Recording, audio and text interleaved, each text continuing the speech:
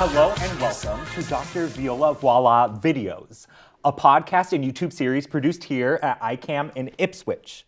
I'm joined by special guest Darcy Scanlon Moulton, a local Ipswich resident and artist. Please introduce yourself and any pertinent information before we get into it. So you did a wonderful job introducing me. And I've lived in Ipswich for about 16 years and raising 3 children here. Oh, wow. Yeah. My oldest daughter is a nurse at Maine Medical, and she lives in Windham, Maine. And my second daughter, Allie, is in San Francisco right now. She just graduated BC. And she is like computer programming. She's working for a tech startup, doing that whole thing out on the West Coast, living the left coast dream. Where on the West Coast? Do you get to visit? San Francisco. Oh, I love San Francisco. Yes, yeah. right? So I haven't been out since she landed, and I'm dying to get out. But she's been back a bit, which has been nice. And then our youngest is my son, Lachlan, and he probably wouldn't want me to mention his name, but I did. Too late. He's in 8th grade here at the middle school across the street. Oh, wow. Yeah. Yes, so I know you because of the Cultural Council. Yes. We are the newest members, me, you, and my husband, Logan. Yes. And longtime Ipswich Arts Association member. I'm a new member as well, but I've yet to go to a meeting because they always happen while I'm teaching in Boston. Oh, no. So that's how I know you. And I always like to talk about what are you doing currently in the town of Ipswich? So what am I doing currently in the town of Ipswich? Right now, I am serving on the Ipswich Cultural Council. I'm just a member and a worker ant a little bit on the Ipswich Art Association, but I'm also a member of the Friends of the Ipswich Public Library Board. And I've been on the board for about 8 years now. For the library? It's a long time, yes, for the library, which is one of like my real soft spots in my soul and my heart, are libraries. So a lot of people don't realize what a really exceptional library we have here in Ipswich. It's one of the oldest in the country. Oh, I didn't even know that. Yes. And we recently had a big anniversary party for it. No one can really quite determine the full age of it because it's interesting that it has had over hundreds of years had different evolutions because public libraries weren't really a thing for a while. So it was a private library for a while, you know, only men, and then the community, and then a public library, you know, the evolution. They had a great presentation on it, and any of that can be found at the archives there if anyone's interested in it. But I love working for the library. It's my little heart seed. And as a visual artist, do you have a physical space, or is it all online and curated and sent all over for people to come see your? So my artwork is, you can find my artwork on my website, which is hemlockend.com. We'll put a little link here. That would be great. And of course, on the gram, on Instagram, also I'm hemlockend there. And most of my work revolves around contemporary landscape in very limited palettes. I'm in a big charcoal phase right now. I've worked in pastels and acrylics and ink, graphite, all those over the years, but I tend to lean very monochromatic realism in kind of dark themes. I was curious about that, because I went to your website and I don't know, this like immediate like mood washed over me because of how you've both curated your website and your Instagram. Like it is all very a mood or a vibe. Really? It's totally accidental. Really? I do not curate. I mean, I try, obviously the website, you try to make look a little professional, but no, the Instagram is just trying to remember to put stuff up. It's hard though, right? Nobody wants to be online right now. Yeah. But you're the kind of content I want to see. Right. Art and local art. And we're trying to, you know, sit here and make our little art in the corner. I've had many people come up to me at exhibitions and often comment that my artwork is very dark and say things like, oh, who would even want to draw a dead bird? But I think that it's important to recognize that we live in a dark time. You know, not a terribly dark time. You know, I like to think of, you know, Bill Nye the Science Guy, right? Oh, yeah. So he had this great podcast for adults. Someone called in and asked him what would be the best time period or the worst time period to ever live in. Just with, you know, the way things were in the world in 2020, this is when the question was asked. And he said, honestly, if you look at all the data of economic, health, all education systems, this is one of the best times to be alive. I've heard that too, yeah. So I think that we get overwhelmed with the information that gets dropped on us digitally, and that we feed ourselves, you know? So trying to teach children who grow up in this digital age is really hard. You got to let it go. You got to turn it off, and you got to walk away. Yes. I mean, because even my husband is addicted, right? Who's not? To like doom scrolling late at night? Yes. I literally started making, like, what do the kids call them? Finstas, right? Yes. Fake Instagram accounts. Yes. And then having one that I could just fill with like fashion and gardening and cooking and beauty stuff. And it's just like, I can just scroll and look at all of my Korean skincare all night long and never see one political ad. Is that what you use your art one for? Yeah, you could just have that. Well, my art one used to be just art. Yes, art and culture. But because I'm an environmental artist, I think I also have a lot of like the Sierra Club and national parks and David Attenborough and all of those important things that I want to see. I was curious though, your connection to nature. So I would say that my connection to nature comes from my childhood. I grew up in North Beverly, and at the time, Beverly was, North Beverly and Centerville are parts of Beverly that are like on the Wenham line. And in the 70s, they were still a lot of farms and tree farms. The Johnson Tree Farm was there, and it was just, I grew up in the woods.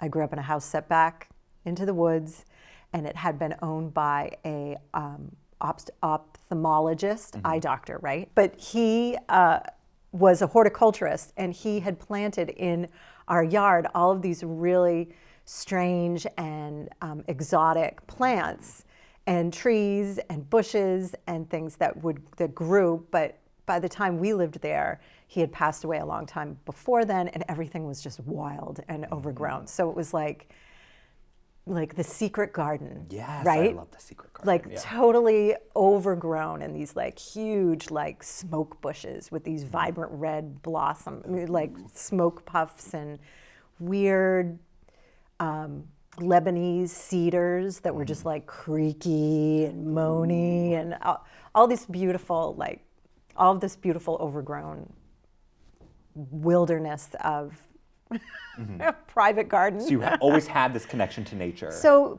that coupled with the fact that we grew up next door to my grandparents, and their house was just through a short path in the woods.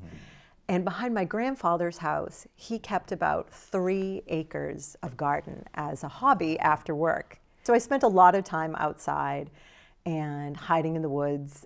There weren't a lot of kids in our neighborhood. It was an older neighborhood.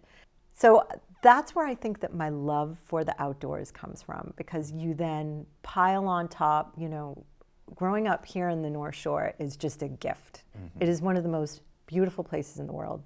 And having traveled all over the world now, I know that, just because someone who lives here says this is the most beautiful place in the world, it really is. To be able to have like the forest and the mountains and the ocean all in such close proximity. And what an ocean that we have here too. I mean, it's not your calm blues of the Caribbean or anything, but I mean, the Atlantic and the granite shores, there's a wildness that I think when you grow up with it, you never, it's part of your soul and you can't escape it. And It's what drew me to this area from Arizona too, because like growing up, we had the technology. My dad was in computer tech, but I was also a Boy Scout and he was a Boy Scout. So like every weekend we would go up north Arizona into the wilderness without any technology. So similarly, I spent my childhood like all alone in the forest. So I relate to that. a lot of that shaped my connection with nature, right? So because it's just part of where I grew up. That was the safety. So when someone says that your art is like dark and morbid looking, how would you describe it to them? Because that's not what I feel when I look at it. Well, I think that it doesn't really matter to me because the whole point of art is to evoke a reaction. And whatever that reaction is valid. It has nothing to do with, when I draw, I usually am taking imagery that sucks me in. And I want to make it come alive on the page. And I'm listening to either incredibly sad or incredibly angry music. Ooh, I love that. And are you physically in the woods too while you're doing it? Well, I mean, I'm in my house and Yeah. I kind of look out across the marsh. We have freshwater marsh all in our backyard. And so I'm surrounded by it, yes. But I'm usually like this because, I'm nearsighted. So I've got like the glasses off. Yes. And I'm like You're definitely known for your glasses. 3 inches away from the paper and just close. And then you have to like back up and see what happens. Well, you were saying, I couldn't tell based off of your website and your social media, but you said most of your art is very large, which is why you didn't bring any. Yeah, no, but then we could put some up here. Yeah, we hauling them in. I mean, because they're charcoals and pastels. They're all under glass. Yeah. To protect it. Right. Yeah. Which makes it heavy, cumbersome to move around. But I do have a few pieces that are going to be in an exhibition called Women of a Certain Age. Ooh. That's of a certain age. Yeah. Yeah. What's the age that they said that? Well, it Like, was originally interesting. 50 plus, but I think that she had a hard time which I was like, you're kidding me. I feel like everybody is an old lady artist. I feel like you could just call it like distinguished women. Art by design. Well, it's up at Alchemy in Amesbury. Okay, yeah. And So you have art there currently? Yes. Okay. So Yeah. go visit Alchemy Yeah. up in Amesbury? Yeah. Alchemy up in Amesbury. It's a beautiful art shop. And they also have a separate space where they do classes and everything. And Deb, who owns it, is a lovely human. I'm also going to be working, not working, but like drawing at the Slow River Studio in Topsfield. Their sketchathon is tomorrow, which is open to everybody. And they do these a couple times a year. Okay, and sketchathon. Okay. Yes, and they just invite the general public to come. It's a lovely little, for a good cause, sketch drawings, and then people can come and buy them. Oh, and it's really a nice opportunity if you like art to show up and pick up art by an artist that you probably wouldn't usually be able to afford because each of the little sketches only costs like $20 or $30. Oh, wow. And they're all the same size? Roughly, yeah. Okay, yeah. But they're all like smaller and Oh, wow. unframed. And I go and I do usually 3, 4. I love that. Yeah, and then hang them up. Do you make money from it? No, I don't make any Okay, money. that's what I figured. This is for the studio and whatever cause they have going on at the time. Cool. Yeah. What's But- the name of the studio again? Slow River Studio. Slow River, It's okay. in downtown Topsfield. It's such an amazing place. Cynthia August, who's on the Cultural Council and the Ipswich Art Association, is a big fan of everything that they do too. In fact, I found out about them through her. Okay. And Jess is the name of the delightful woman who runs Slow River Studio. All of their teachers are fantastic. They're just amazing humans. Like in one space, so many brilliant, creative, open, amazing people. Like there's a lot of great art around here. There's a lot of great things around here. And I hope that shows like yours will help people tap into it. Yeah. So I did make my way back to Massachusetts after college. I had studied mathematics. Wow. At the equestrian school? Yeah. Oh, so you have to pick another field? I had a math scholarship. Interesting. I love that. Well, you know what? I had a lot of artists in the family. I was a fourth generation artist, and when it came time to pick college or to go to college, my grandmother just looked me in the eye over her Benson and Hedges and her cup of coffee, and she said, "The last thing this family needs is another starving artist." Really?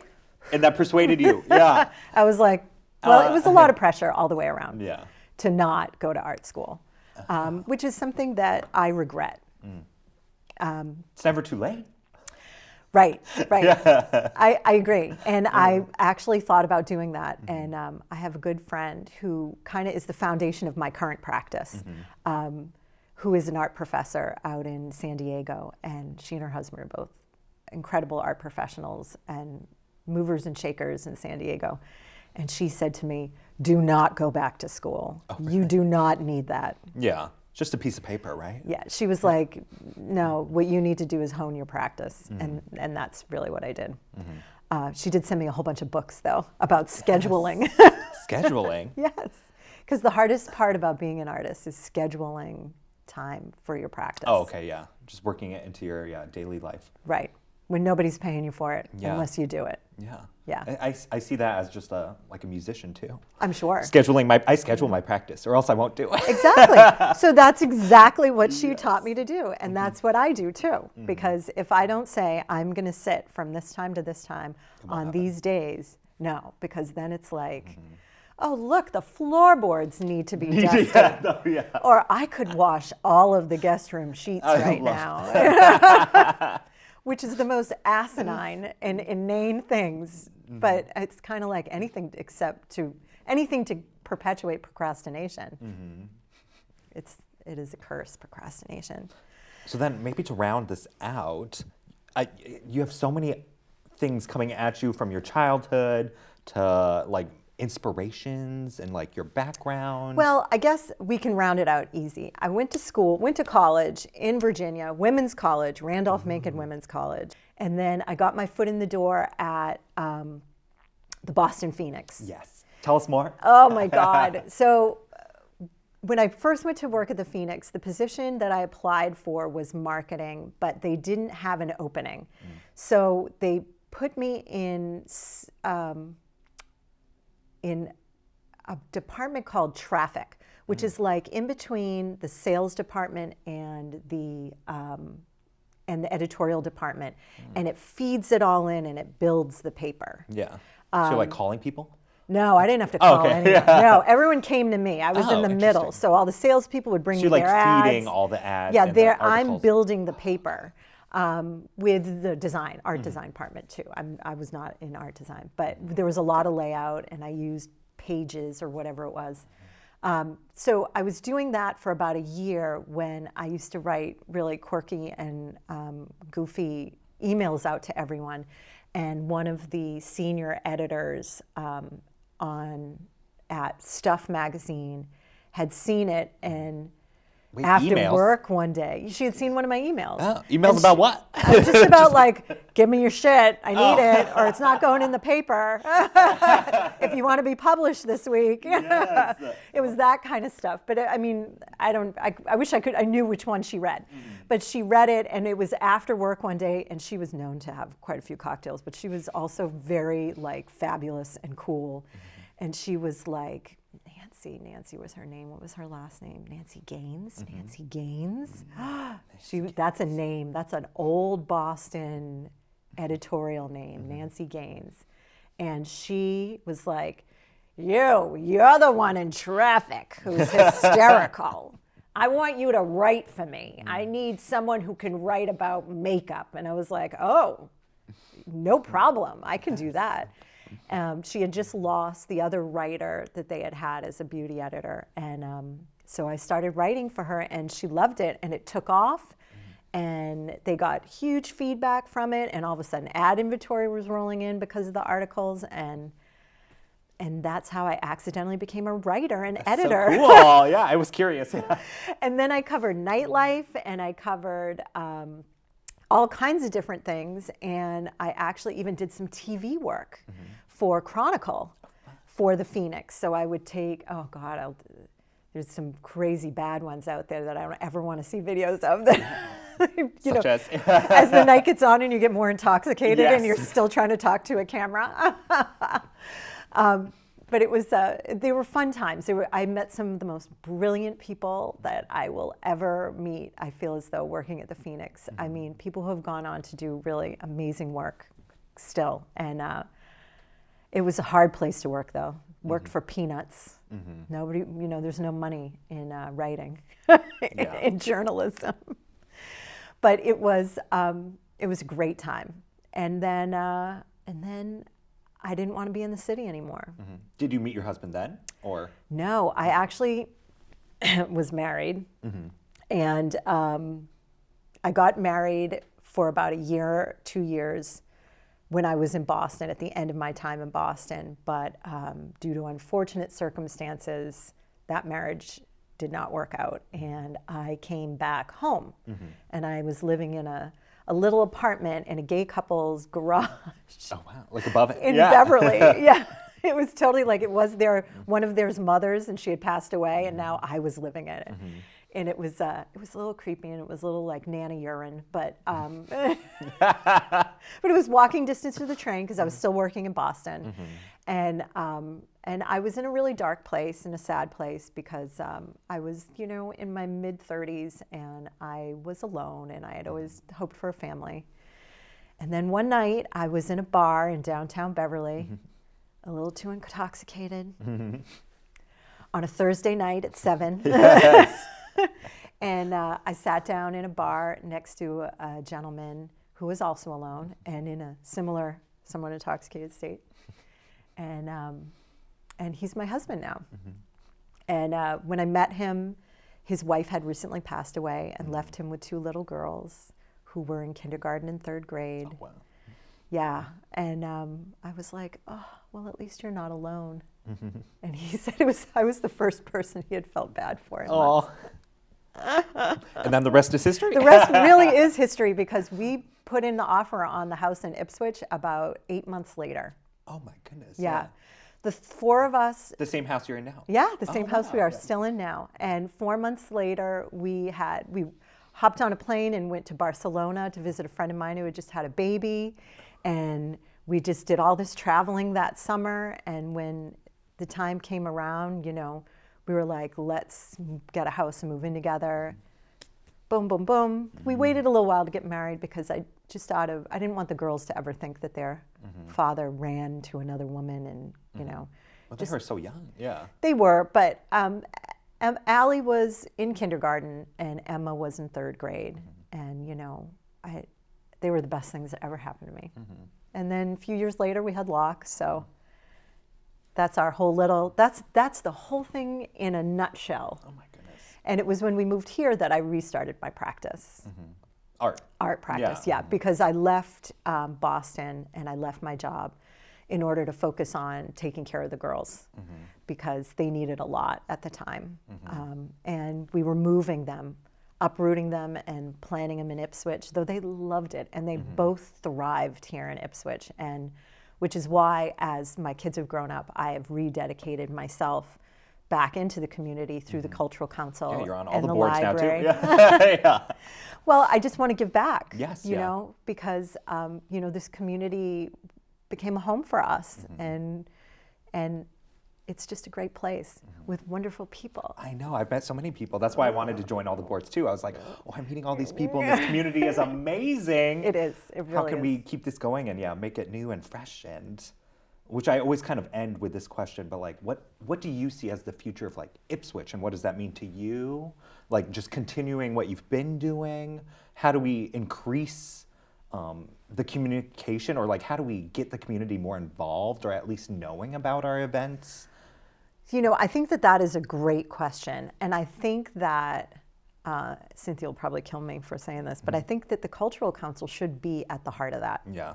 And I know that when I've seen how take Amesbury, for example, how that community has really grown artistically and culturally, and how their open studios become this big thing. It's really, by the force of will of the Cultural Council making it happen. But I want to make sure I say that it's not just on the Cultural Council, because it's really about synergy between the business community and the cultural community and the schools, and it's about everyone working together. And I don't know how it's always been in the past, but I see how it's happening more now. I know that at the library we're about to start with the Ipswich Art Association, a new quarterly art installation in the library's bookshop. I don't know if people know this, but the library has a bookshop inside of it where you can go and buy used books that are in great condition. And all of those proceeds go right back into the library. And we're going to have a big exhibition that we're going to do quarterly. We're going to have an art opening for it in the library. When is it? The first TBD. the first one is in June. Okay, and great, I can't remember the date off the top of my head. You can send it to me, and we'll post it. Yeah, I love I would that. love to go to that. You should. You should be coming to all of these. Yes, I will be. With your handsome husband. Yes, I will be. Yes, because that's the thing. It's like we want more events. So it's like, how could we get more businesses and people who own space in downtown Ipswich to open their spaces to artists? Because it's like, the artists are here. Yes. I'll do drag anywhere, story time, all ages. It's like, open it up. Yes. Yes, and it's just about finding those new connections. I know that Cynthia told me recently that they're going to start doing, the Ipswich Art Association is going to start doing some stuff with the new owners of the Ipswich Inn. Yeah. Oh. Yeah, and they're going to have like drawing days or something where you can go and you can sketch there.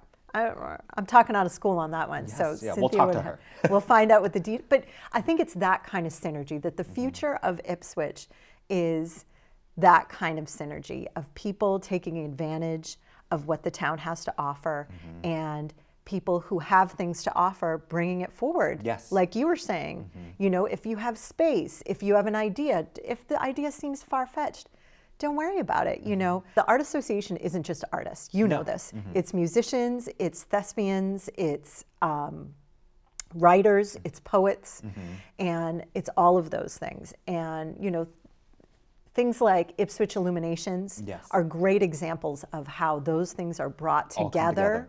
Yes, and the community, and I mean, I know COVID kind of like threw a monkey wrench into everything for a while, and people have had a little bit of I want to say it's like jet lag, right? That coming out of COVID.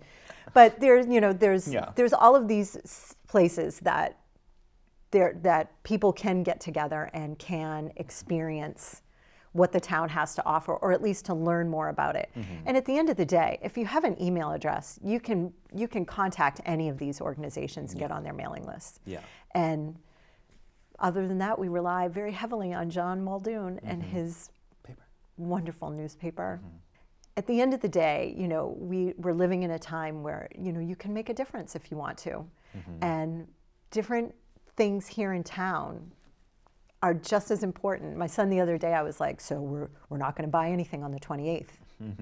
And on the Ides of March, we're not going to buy anything. We're not going to do anything either. And he was like, well, is everybody really going to do this, or is it just going to be us? I'm like, it doesn't matter. Yeah. It's not about doing what everyone else does. It's about doing what we can do. Because if everyone thinks like that, then it'll make a difference. Yes, I agree. Right? Yeah. Trying to make a difference. Yes, yeah.